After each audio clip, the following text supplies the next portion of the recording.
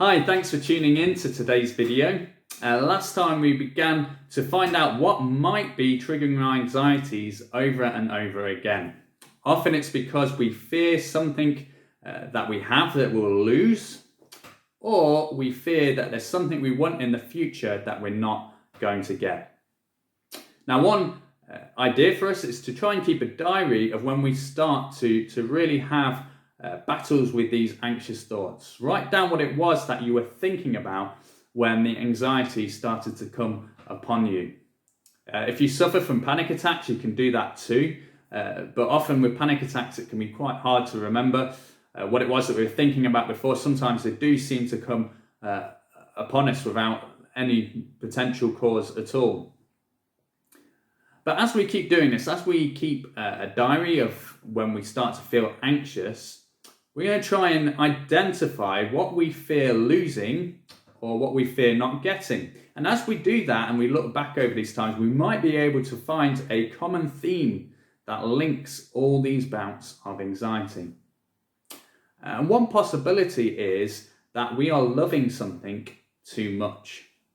One possibility that drives our anxiety is that actually we find out we're loving something too much. Maybe there's something like our health or our money or our house or a car that we are loving too much, to the point that any time we perceive a particular threat or we imagine a threat to those things, that's when we get anxious and the fight or flight response kicks in.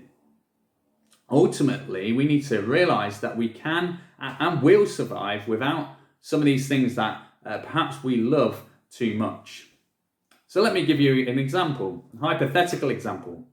I might prize my house too much. I might get anxious about all sorts of possible threats. The electric's going wrong and it catching fire, someone breaking in, fearing getting a burst pipe during the winter months, or not being able to pay the rent or the mortgage.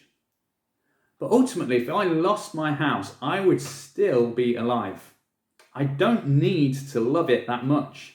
If I find that a trigger for my anxiety over and over again is a fear about losing my house or it being damaged in some way, then it's a sign that I'm putting too much stock in my house, that I'm relying on that too much for all my happiness and security. Now, it doesn't need to be a house, it could be something else that you're loving too much. In those cases, those things are like a statue or a shrine that you end up kind of slavishly worshipping and having to keep worrying about. And as we do that, it takes away our efforts and our attentions from other areas in our life and other people who matter much, much more than these things.